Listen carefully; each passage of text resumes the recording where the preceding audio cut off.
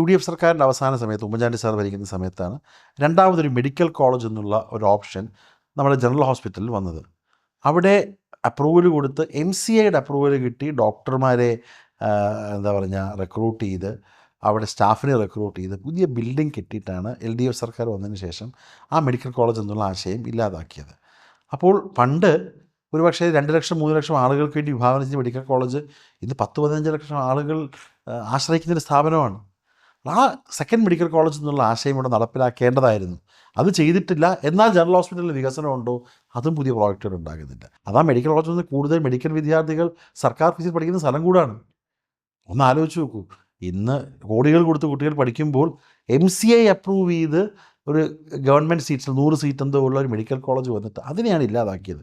I think second medical college എന്നുള്ള plan teaching അതോടൊപ്പം തന്നെ അവിടെ മെഡിക്കൽ കോളേജിൻ്റെ ഫെസിലിറ്റീസ് ഉള്ളൊരു പ്ലാൻ ഭാവിയിൽ തീർച്ചയായിട്ടും തിരികെ കൊണ്ടുവരണം.